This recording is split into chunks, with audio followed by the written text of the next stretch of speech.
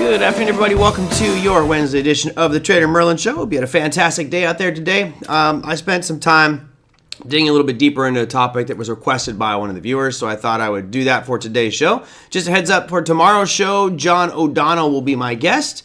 We will be streaming him live from, I think he's in North Carolina, talking about his market outlook, forecast, and all that kind of good stuff. So if you have questions for John O'Donnell, let me know. Email me at tradermerlin@gmail.com, and we will get to all those as discussed tomorrow's show. Dan says, I made it the whole show yesterday without discussing Bitcoin. I did.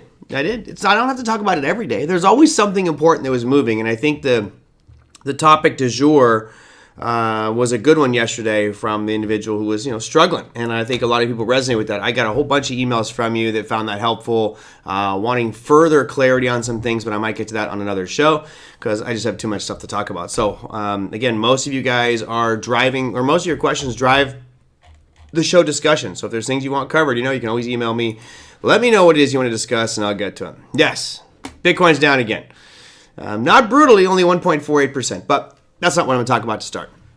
I'm going to start off with this one right here. What are predictive markets? And this comes from a question from Neo. Neo says, can you talk about predictive markets? What are they and how do they work? Well, look, these things have just absolutely blown up recently. They've become one of the more popular markets that people are looking to trade, and I thought I'd break it down for you a little bit just to see what really goes on behind the scenes, what you should be concerned with, what are the opportunities for you, because there might be some opportunities, and what are the risks involved with it. Because right now you're going to see a lot more of this predictive market stuff, not only on things like Kalshi or poly markets, but also on CME, on the CBOT, on the NASDAQ. They'll start to have more predictive market stuff because everyone wants in on the action. I thought, Merlin, when your tagline said live show, I thought live audience. Oh, no, just this live show. All right, so let's talk about what it is. What is a poly market? First, it is essentially betting on the outcomes of events. Now, what we do on this show, or at least what I do as a trader, is, I'm betting on the outcome of what's going to happen with Tesla or Coinbase or Bitcoin or Ethereum or Goldman Sachs, right? I am trying to anticipate the direction of those securities based off all the fundamental information I might be gathering and all of the technical data I might be analyzing. So essentially we're doing the same thing. However, with these predictive markets, it's going way beyond the scope of a publicly traded financial company, which is very controlled, monitored, or regulated. Some of these events that they're predicting are ridiculous, and I'll continue to explain here. I'll even show you the three main ones. So you're betting on the outcome of events. Essentially, these are treated like contracts, whether it's an options, futures, or a swap contract.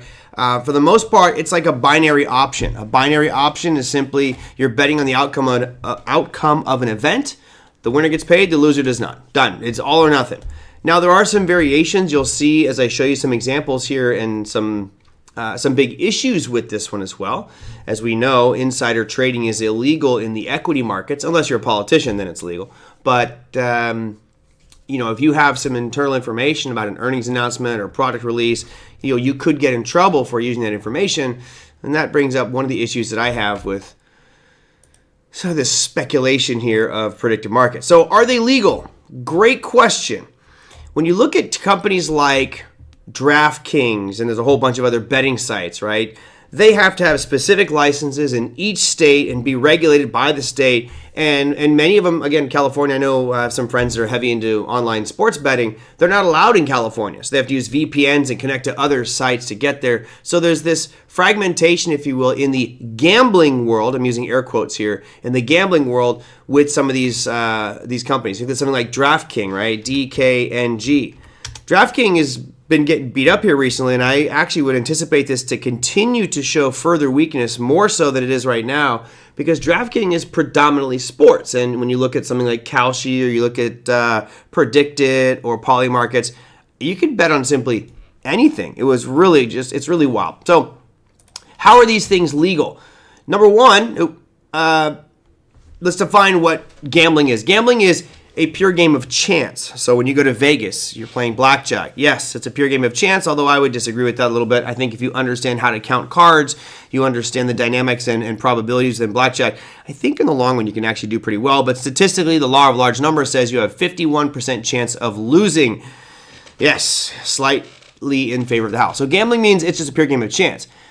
Prediction markets mean it's a combination of price discovery and risk transfer. Now, this is just a nice way for them to get around gambling. From all that I look at, guys, predictive markets are straight up gambling.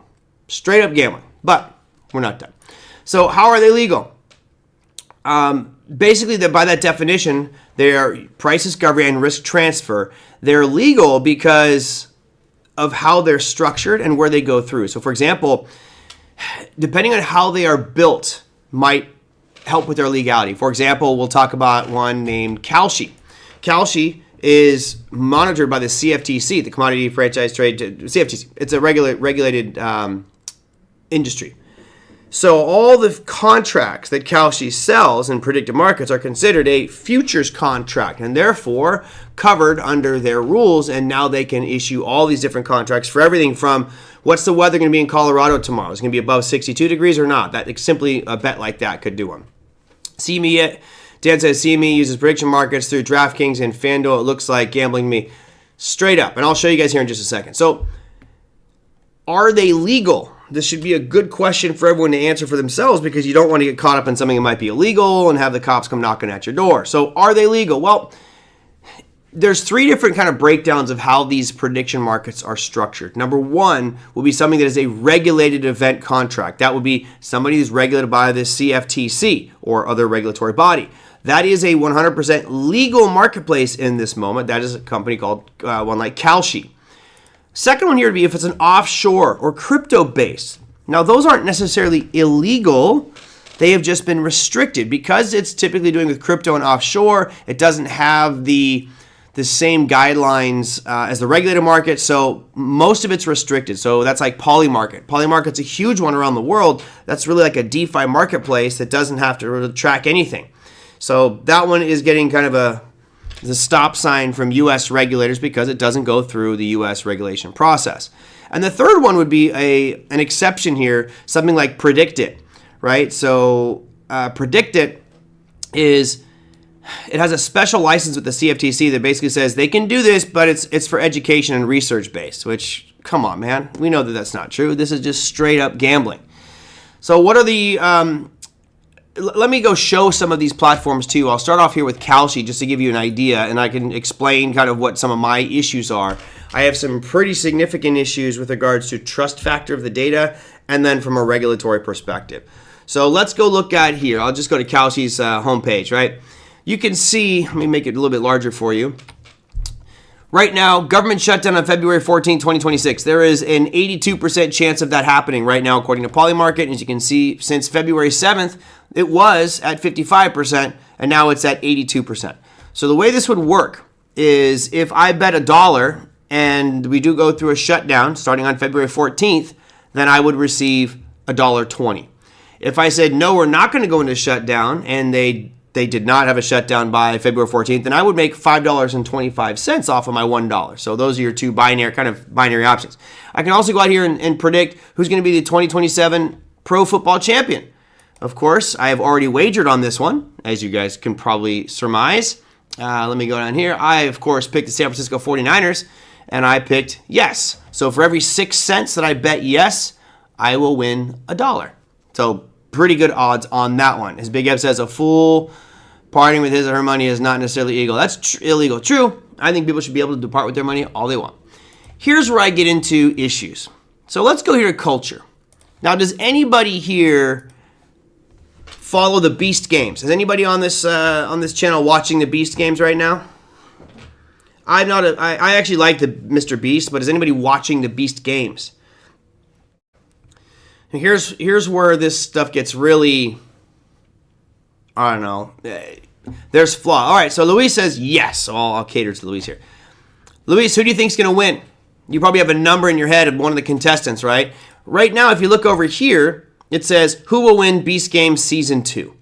And it says player 167 and player 118. Here's the huge problem here. How many of you believe that this is going to air live and whatever and show the finale where the winner is actually announced live on air? Not a chance in hell that's going to happen. So let me show you here. It says, who will win Beast Games Season 2? Well, let's look a little bit at Beast Games. The Beast Games are not aired live. Not only that, but they were recorded over filmed over 45 days. And let's go here. Season 2, which you could be betting on who the winner is going to be, this finished. This show was over in August of 2025. We're talking September, October, November, December, January, and here we are in February, 6 months later. So, riddle me this.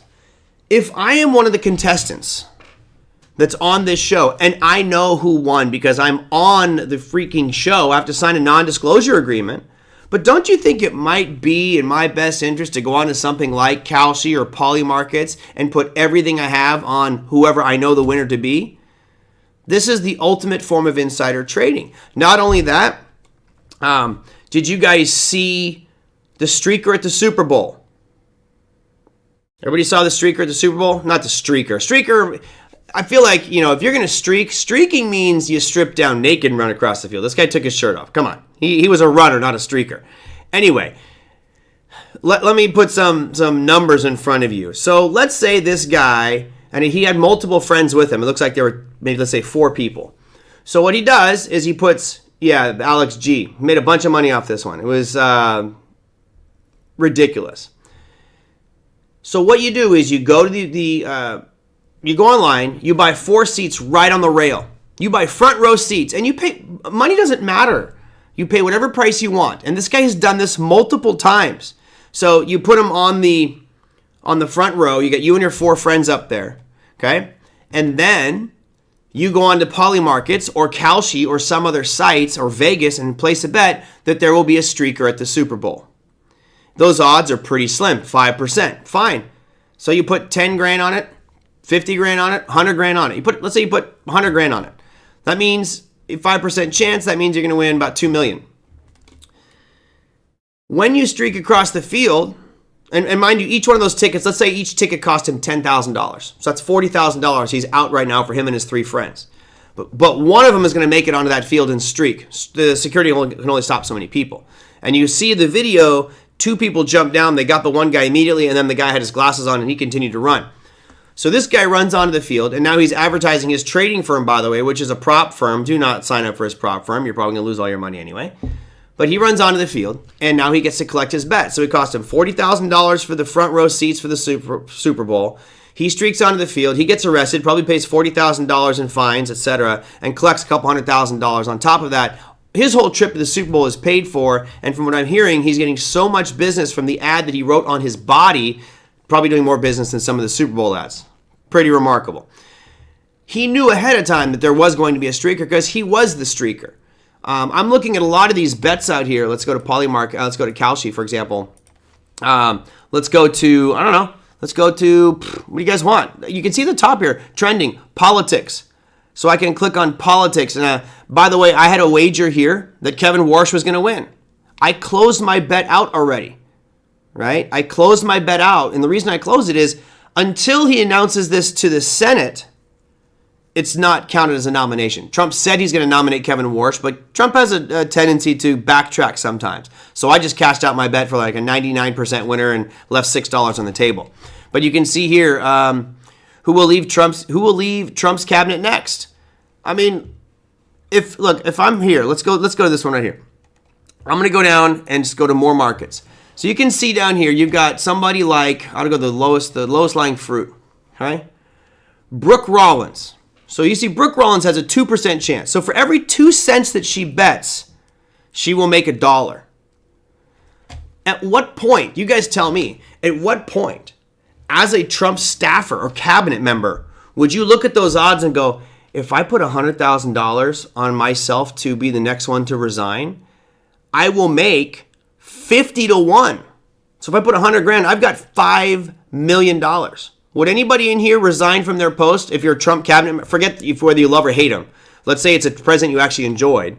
Would anybody here resign, step down knowing if they were the first one to do it, you might get 50 to 1 odds? This I think starts to create problems, not only politically. Lutnick should bet on himself. Yeah, he might be. Look, you can go to go to crypto, you can go to climate. I mean, you can bet on the weather. Will it rain in New York City today? I mean, it's just so, who would have the other side of that bet? That's a good question. So the way that these systems work, it really depends on which marketplace we're looking at, right? Great question, Big Eb. Kalshi, the one I'm showing you here, uses actual physical market makers. So what they have is they have an order book. So there's basically people betting that one individual, what did I mention her name was? Sorry, I don't remember the name. Let's go to politics. We'll go to the next one to resign. There's already $600,000 in this. This pool, these odds are built by people betting that John Ratcliffe, for example, is not. So the odds are pretty good that John Ratcliffe won't. So someone bets 98 cents and they're going to make $1. And most likely it'll be pretty, the odds are going to be that they win. So technically it's a zero-sum game made up of a central order book. So basically this is a central order book, the way that Kalshi operates. Now when we look at something like Polymarket, it's very similar, right? You have the same, I apologize for how small these graphics are, but you can bid on almost anything. It's just incredible. Here's your IPOs. Let's see if we can go, here's SpaceX. You get the IPO closing market cap. You get all kinds of OpenAI's IPO closing market cap. I guess after the day one that it closes at. You can bet on all this stuff. This one is done with an automated market maker. So it has an order book, but it's all facilitated by an algorithm that monitors the buying and selling. So traditional financial markets like the New York Stock Exchange, the NASDAQ, were traditionally done with market makers, actual human beings lining up buy and sell orders. The ones on the blockchain, which again, those are restricted because it's offshore and it's crypto based. These are kind of decentralized marketplaces that are outside of government purview, and that's why they're restricted in the US. Those typically use pure automation, an algorithm that does it called an AMM or an automated market maker. Kalshi actually has connections with some financial institutions that may be taking the other side of your trade as well. So there you go. So realistically, Big Ab, it could be another gambler, a speculator, or it could also be the institution taking the other side. But I just look at this, Big Ollie says that Streaker did it twice. I know. At some point, they're going to have to slap a bigger fine on him because he's doing some, I don't know. I think there's a big problem here. And it's also, you can go into culture. Elon Musk tweets. He's going to, the number of tweets that Elon Musk does, or the award ceremony, who's going to win Best Picture, all this stuff. A lot of this is already known. There's so much insider trading. For example, I was sitting with a friend at the Super Bowl party this weekend. And I will tell you a little insider information. If you want to know the outcome of a game, look at the Kalshi app. There's a 30-second lag time, almost 30-second lag time before the score shows up on your TV at home and the reaction on Kalshi. Because I don't know how they're doing it, but someone must be sitting at the games making real time before the delay comes through. So I was at the Super Bowl. I was watching the halftime show with Bad Bunny, and there's a whole list of who's going to perform with Bad Bunny, right? And I'm watching the list, and there was like 100 different possible choices. And all of a sudden, Lady Gaga jumped to 99%. I turned to my friend, I'm like, watch, Lady Gaga's showing up. Lady Gaga's going to be on the halftime show. She's like, no way, really? Boom. All of a sudden, 15, 20 seconds later, Lady Gaga's up there. And I'm looking at it, and all of a sudden, Ricky Martin goes from 5 to 50 to 99. I'm like, hey, Ricky Martin's up next. You can totally anticipate where things are going to be going based off that Kalshi app. And I think that this has some good aspects and some bad aspects. Because when you're looking at maybe how polls are going, results from government on different issues, there's going to be betting going on in that. And if we go back to efficient market theory says that all things that are known and knowable are reflected in the stock's price. Well, I've always disagreed with that because insider trading is not known to everyone. But now when you have these type of predictive markets, those people that have that information are making it clear in that app, and we can use that information. So I think it's a very interesting marketplace. This sounds like Nirvana for addicted gamblers. 100%, Lori. So let me go to my issues here with this thing. My first issue is it's a regulatory nightmare. They had the CEO of Kalshi on CNBC or Fox. It might have been today or yesterday. And they were interviewing him and asking him this exact question. All those performers, all those people are dressed up as grass. You guys all see I guess there are bunches of grass, not trees, but the grass people, right? They all did a dress rehearsal 2 hours before the Super Bowl. So if you did a dress rehearsal, you knew exactly who was going to perform. So I would have gone backstage to my Kalshi app and been like, all right, let's put $1,000 on Lady Gaga, $1,000 on Ricky Martin, and I know the first song he's going to sing because we sang it. I'll put $10,000 on that one. And you would have killed it.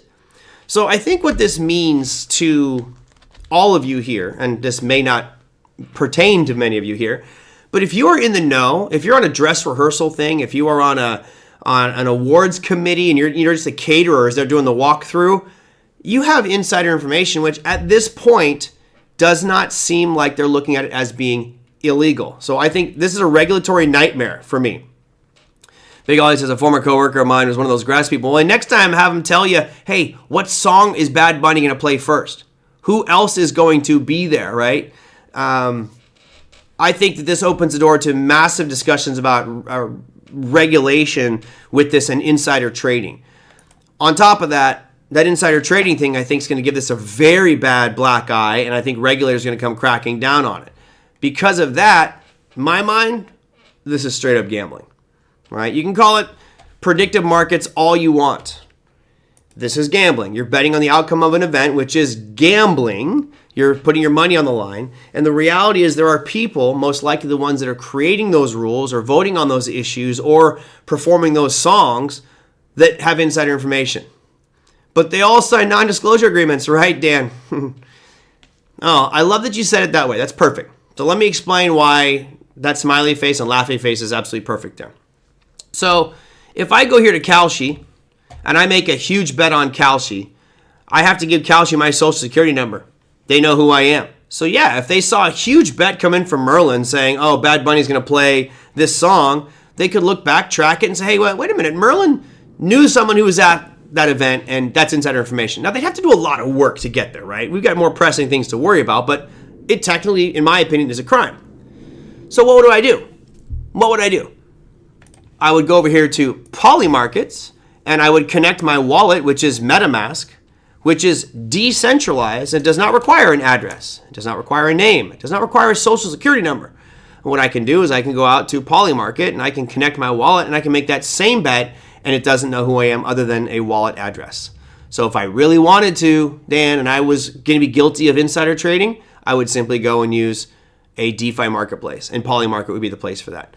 So there are definitely ways to get around the risk of insider trading. I'd use Polymarkets if I was taking those kinds of chances. But, I would say be careful with these. I started off on Kalshi Markets. Let me show you here. Just playing around. I threw over $1,000 to Kalshi. I made a bunch of bets. I think we can go and actually show you my history. Let's see if I can show you it. My activity. I just pulled 500 out. So yeah, there's a whole bunch. I was surprised Anthropic did not run an ad during the Super Bowl game. You see all these are losses. These no, those are all losses. I won on this one that says, will Seattle win the 2026 Super Bowl championship? I won there. What else did I win on? I won on Justin Gaethje. It's an MMA fight. I won on a few of these, right? So my account went from $1,000 up to, I guess right now would be $1,266. Actually, it was higher than that. I've won a bunch, Big Ollie, or Ollie. I've won a bunch. Yeah, absolutely. Right now, my portfolio here is at 766. Let's see what it shows me. So here are the bets I have on right now. Just because I love the Warriors, I put a bet on that they're going to win the championship, but there's no chance now that Steph Curry is injured. I have money on San Antonio to win the championship. I have $100 that the 49ers are going to win the Super Bowl next season. Who will be nominated next? I still have the Scott Bessent one on here. So you see here it says, who will Trump nominate as Fed chair? I already won on the Walsh, and I closed it out because I wanted to make sure I locked in that money. Because if he backtracks, this could shoot up here in value. So I kept that one. I'll lose on this one. It says, when will Bitcoin cross $100,000 again? I put before March. Now, that bet, I think it cost me $20. And if I get out right now, let's see, 55 cents. I'm not sure on this one. I'd be down quite a bit, that's for sure. Tofi, you said they had a commercial? because it shows here history that I lost on that one. It shows that I lost on that one during the Super Bowl. Who will Trump nominate? Where was it? I'm pretty sure I lost on that one. I don't know. I won't torture you guys by scrolling through anymore. But yeah, I'm pretty sure I lost that one. Anyway, I am taking my full 1,000 out. So I will have basically, $266 worth of free money to play with because I don't trust these things. And the issue I have is if regulators come after Kalshi and really put lock them down, then do I get my $1,000 back? So I'm taking mine out altogether. I'll just have house money and I'll play with that going forward. 49ers for next year, bro, you're definitely losing that one before the season. Get out of here, Ollie. You're a Rams fan. I'll bet you we will have a better record than the Rams next season. Want to take that bet? Maybe I can go. There's probably a cross bet on Kalshi where I can take the bet that the Niners will have a better record than the Rams next year. Absolutely. Anyway, so there you guys go. That's my take on these poly markets. I think they're fun. I think that they are, as someone posted in the chat, I think they are very addictive, and I think you have to be really careful with them. I think that the regulatory issues are going to be a big problem coming down on these markets, just because insider trading, it's so clear and obvious how much insider trading is going on. So, for example, let's say you work for a publicly traded company, right? I don't know, make up any company. Let's say you work for Micron, and you know that they're going to beat earnings. That's not a mystery. It's that financial document is being sent around the company hours, if not days before the actual announcement. So I would be stupid if I went on, let's say you're going to blow out earnings and have huge earnings. It would be stupid of me to go to the NASDAQ and buy a bunch of Micron shares because I work there or my friends work there. It's just too traceable back to me. But if I went to Polymarket, which is DeFi marketplace and not regulated, not tracked, then I wouldn't be as exposed to the risk. And I think that there's just so much fraud and insider trading can happen in this place that regulators are going to go, no, we're shutting that thing down. All right. The Anthropic Super Bowl ads or the Claude commercials, I think. They do. That's weird. I should have been paid on that one. I wonder if I can fight that because I said I did not get paid. But that would be, you can see right here. It says, Anthropic. I bet $10 they were going to run an ad. It says final position. It says yes, but I don't know. Coinbase, it's got all the different ones, but it does not have Anthropic. There's OpenAI, Netflix, Spotify, Anthropic right there. It says that they did not run an ad. Did not run an ad. They posted an outcome that's blatantly wrong. Good question. And this goes back to the question, for those of you who are familiar with cryptocurrencies and digital assets, one of the market segments I really encourage people to buy into and have at least a little portion of is what are called oracles. And oracles are, where does that information come from? Where are you getting the results of it? So, I think my bet on this one was $10 and I might have made like 30. Might have made more than that. I'm not going to fight this. I'm not going to worry about it so much, but I will see if there's something I can do. Who is vetting that information? How truthful do we know that was? I don't know. Yeah, if this was true that this is Anthropic owns Claude. I got to check that out. I didn't see it, so I didn't really care, but it was a small bet anyway.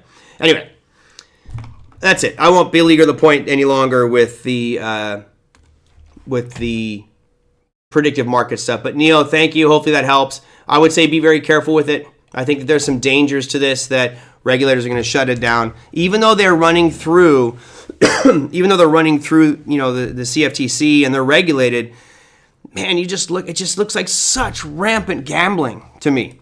I mean, financials, NASDAQ price. We can bet on the price of markets here. We can talk about crude oil. So this is basically trading right here. These are binary bets. I'm betting that crude oil is going to close between either $64 or $64.99 on Friday. Netflix price increase this year. I mean, there's hundreds and hundreds of different bets. How high will the S&P get this year? I know some of you are probably opening up your account right now. Be careful. Wait a minute. Is there a referral code? Let me see if there is a referral code. I think I can invite friends. Let me see real quick. Heck yeah, I can. I'm going to put this right here. I'm not condoning or selling. You guys should go to Kalshi and start it up. But if you do, click that link and I get some money out of it too. Interesting. That's funny. So I play with it. I enjoy it, but I think it's very, very risky. I'm not going to put a lot of money there. As I told you, I started with $1,000. I've already pulled 500. I'll take the other 500 out probably this week, and then if it all disappears, great. If it goes up, I'm not worried about it. It's be no pain off my back. Good for you, Lori. I don't gamble either. I speculate. Right? And I had this conversation. I don't know if I told you guys about what happened at the Super Bowl party with the young kid. Did I tell you about that story? The young kid that came up to me and was telling me about how much of a gambler he is. I tell you guys that one on Monday? I think I might have. I don't want to double up the story if I did. No? All right, well, I'll leave it until you guys say yes or no. If I've told you that story about the kid, then I will move on. If not, I think it's an interesting one. Liz says, don't think so. So there was this young kid. Well, actually, there was, how do I say this play? There was a very attractive lady that was standing by this high top table at the party, the Super Bowl party I was at. So I went over and I was, I'm single and why not? I got to just go do these things, right? So I went over and I started talking to her. And then she introduced me to her son, who was 20 years old. And he was talking about his fake ID and how he goes to Vegas. And he goes, yeah. And he started laughing because I'm a professional gambler. I'm a professional gambler. And of course, I'm biting my tongue because I would argue that in that sense, you're going to lose all your money. So he starts telling me on how he plays blackjack and baccarat, and he's like, yeah, I have my ups and downs, but I'm up for the month of January like $300. I'm like, $300 for the month of January? You make $10 a day? How you living off that, bud? I just kind of left it at that.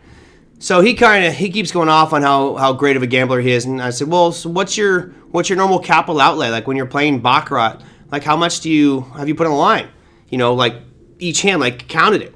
And he's, I don't know, probably like $40,000. And his mom looked at him like, what the hell? And so this guy is using $40,000 for the entire month of January and made $300, which it's a small rate of return, but also you're in your 20s, dude, and you're gambling. Everybody here understands the law of large numbers, right? Vegas exists because the longer you stay there, the more likely you're going to give the money back. You're not going to play perfect hands every time or by the book every time. If you do, the odds are still stacked against you. Like I said, blackjack is a 51% chance of losing every time. Baccarat is closer to 50-50, but still slightly in favor of the house. So the law of large numbers says the longer that kid gambles and plays, the more he's going to lose. And then he said, well, what do you do? And I said, I said something like, I think gambling is a loser's bet. I'm a speculator. And he goes, well, what's the difference? It's the same thing. I go, no. Speculation is a probability game.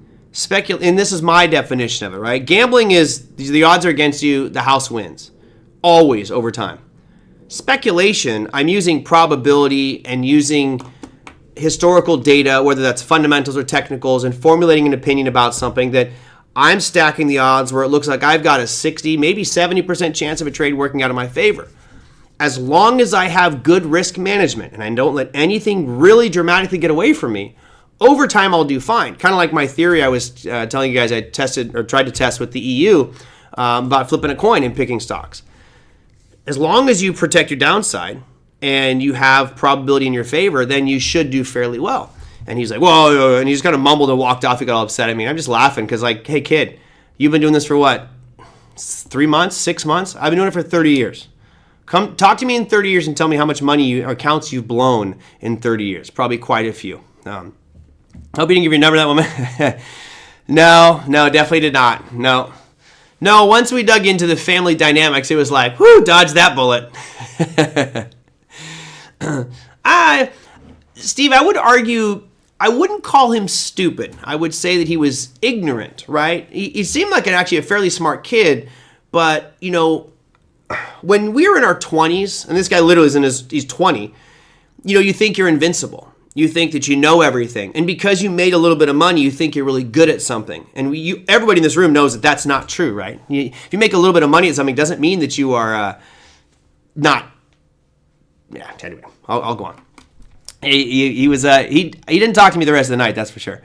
Merlin, you need to date a mom if her son brings in 40K to put in the baccarat table. Mom must be. No, she wasn't. When I say 40K, what I mean with that's churning and burning. So let's say he went up there with like $1,000.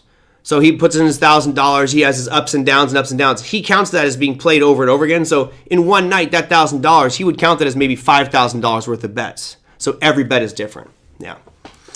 And, time will correct those people. Early on, when I got started as a day trader, I would say I was thinking the same way that he was, which was, I'm great. I'm better than these people. I'm running a circle. I'm making money, man. I'm making money. It's like, are you really? Yeah. Ignorant. Okay.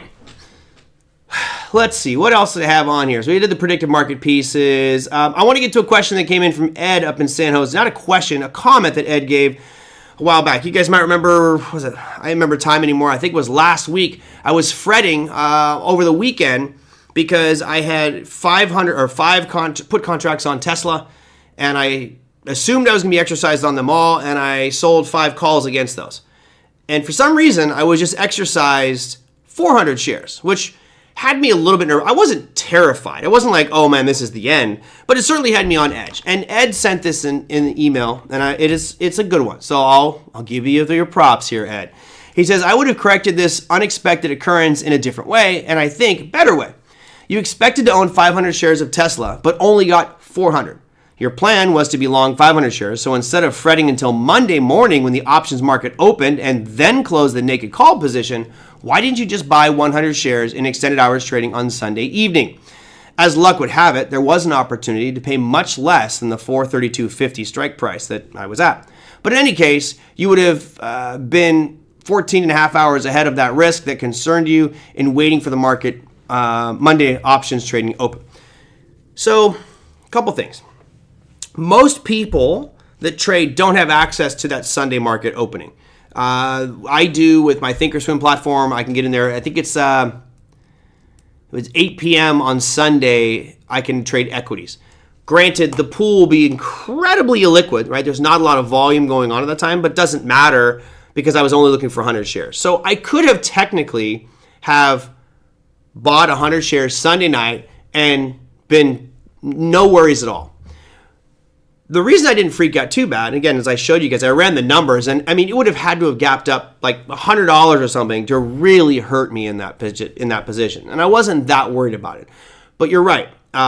If a situation does happen, I still would think about it Saturday evening and all day Sunday, but I could end that misery, if you will, Sunday when that market opened up by buying the shares or selling the shares, depending on what happened with the options contract to cover the position. Now, if I had sold that put for 5 contracts, meaning 500 shares, and I assumed I was going to be exercised, and all of a sudden on Saturday, as we go to the close on Friday, I sell covered calls against it, assuming I'm going to get all 500. Now, if I didn't get those 500 shares, and now I have a naked call for 500, that would probably freak me out a lot more. In this case, I had 400 of the 500 as opposed to 0. So yes, you could certainly do that on Sunday night and calm your fears a little bit. I wasn't too worried about it. I just, first thing in the morning, closed that trade out and all was good. But yes, Ed, you are correct. If you have access to that Sunday night marketplace, which is not on all brokerage firms, right? I know that Thinkorswim does it. I'm not sure which other ones do, but there we go. What else do I have? What time we got? 39. All right, I'll go through this one, then I'll wrap things up, and let's just see what happened. Chio says, what happened with the show? With which show? Robinhood? Mm-hmm. Can't get out with the market close. Well, it opens Sunday at 8 p.m. Eastern. Some brokerage firms allow for that to access that after-hours pool. Most don't. Can you talk about Bitcoin? Why did the kidnappers... Yeah. So, some of you guys mentioned this Nancy Guthrie thing. I had like no idea what was going on. I looked into it a little bit, and I'm like, okay, a missing person, it's unfortunate, but I don't think it's like headline news all across the United States. Like, okay, it's a missing person, armed robbery, okay, kidnapping. There's a lot of people kidnapped every day. I think the average person that that gets kidnapped doesn't get 1 minute of airtime. Maybe in local news, but this lady, because her daughter, is getting tons and tons of press. So, yes, we talked about this yesterday, Big Eb. He says, can you talk about Bitcoin? Why did the kidnappers of Nancy Guthrie not ask for funds to be in Monero instead of Bitcoin, do you think? Two options, okay? Number one option is they are so stupid that they don't know that Bitcoin is 100% trackable. The other solution would be they could use what's called a mixer. So, a mixer is a website, typically it's a website, that you log in with your wallet and you would deposit a specific cryptocurrency, Ethereum or Bitcoin, something like that. And what it does is it takes your deposit and continually mixes it with other transactions. And it just blurs the line of where it came from and ultimately where it goes. It's designed to be an instrument to hide deposits and withdrawals. However, if I'm the FBI, I know the URL of that mixer. It's a public, usually it's on their website, like deposited here. So all I have to do if I'm a regulator is find the owner of that mixer with a federal subpoena. When I do that, if I threaten to throw those people into prison, they're going to give up or block that address, right? So that's the only real way that you could hide a Bitcoin transaction by using a mixer. But, as the operator of a mixer, if I saw, if I knew that they got a $6 billion or $6 million payment in Bitcoin, all of a sudden that came into my mixer, I might actually reject that transaction because I don't want that kind of stuff. That'll shut me down. My business is over. This is the only two. Liz says, I read a newspaper article that said the kidnapper was smart to ask for Bitcoin because it is so much harder to trace than cash. Yeah, exactly, Liz. You got to shake your head and go, whoever wrote that article is an idiot. If you get paid in cash, that's the best way to go. Now, we issued sequential bills or we put special dies in the dollars. That's true. They could certainly do that. But only a specific group would be looking for those dies. Yeah. Yeah, the FBI, with an address, with a public address, they can get their hands on everything. So I don't know why they would do that. But yeah, Monero. Reach out to those. No, I'm kidding. Don't reach out to the kidnappers and tell them that. Michael says, I think she has plenty of money in this show, man, but had a mask and gloves. I know I saw the picture of the kidnapper. Whatever. I think it's a very foolish kidnapper to think that Bitcoin's the way to go. They might have heard that this individual had some Bitcoin. I'm not sure. But yeah, if you're going to ask for a payment, ask for it in Monero. Easy way to go. All right. What else was there? You had something here just a minute ago, Michael. Do you know Lyft earnings? I don't. But look, Lyft and Uber, short them. I'm in Colin Teddards' camp. I've been for a while. Colin Teddards, he is bearish on these things. So here's your Lyft. Look, Robotaxi isn't even really released yet. In my opinion, as soon as that thing really starts to take off across the United States, these companies are dead. Gonzo. Lyft, look at Uber. Uber got butchered today, down another 3%. They had earnings. They missed earnings a couple days ago. On the 4th of February, they were supposed to make 78 cents. They made 14 cents. Lyft, they beat earnings last night.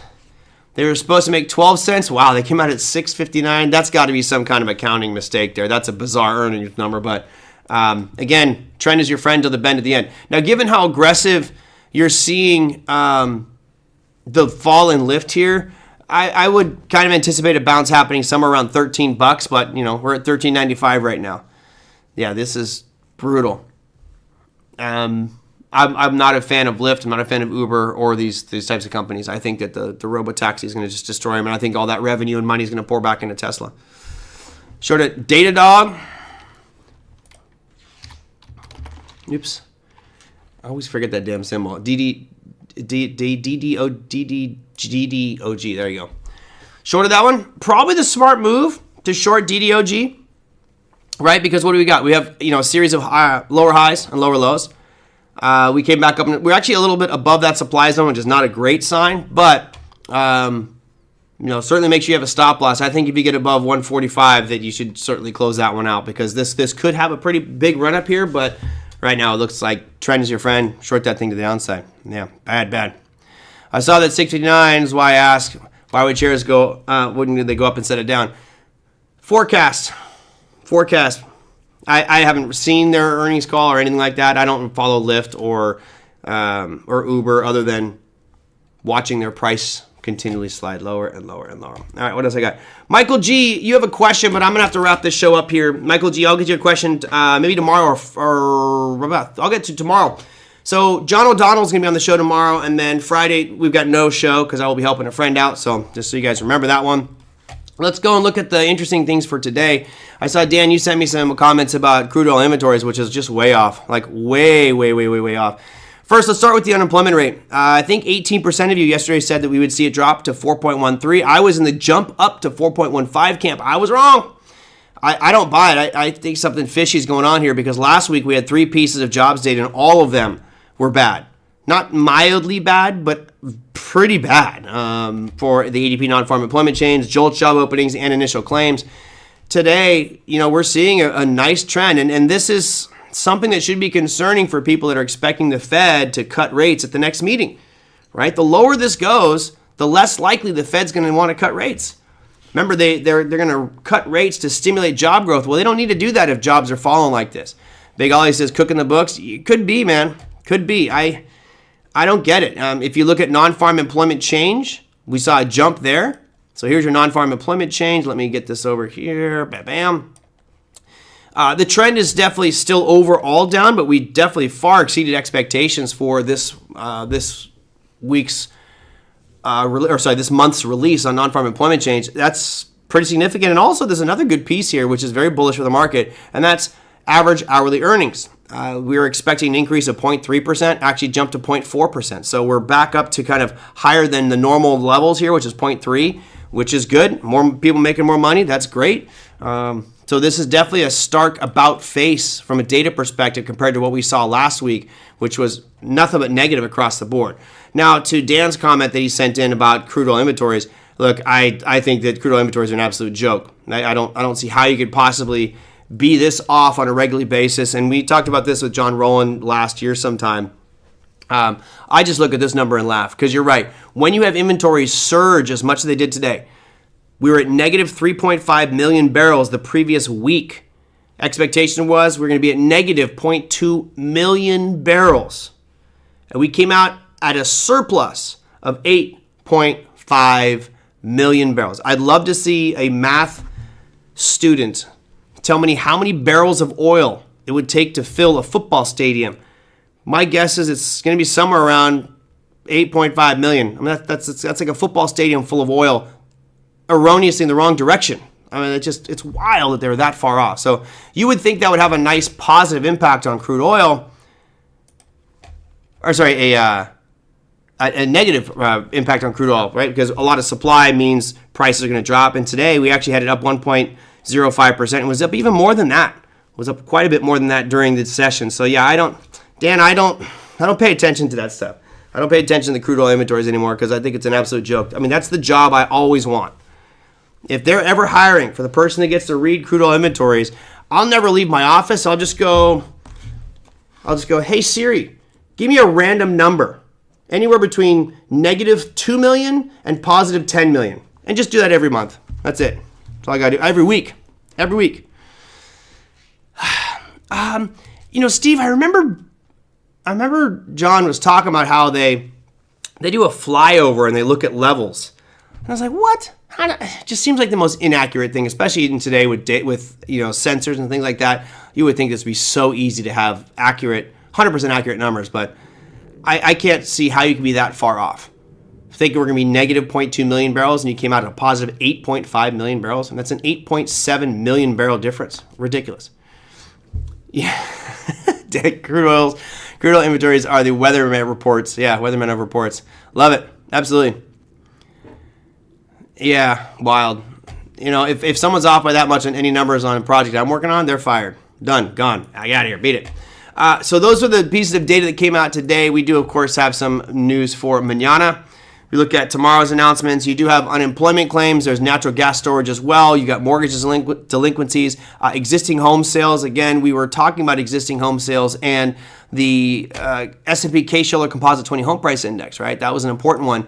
What's good here is we've seen home sales surging. And I don't know whether this is people trying to jump the gun before rates get higher or just saying, hey, now's the time to buy because a 6% mortgage isn't too bad. But a pretty significant increase over the past 6-7 months in existing home sales, which is good for those of us who own homes, drive those prices higher and higher. So that is your big stuff happening for tomorrow.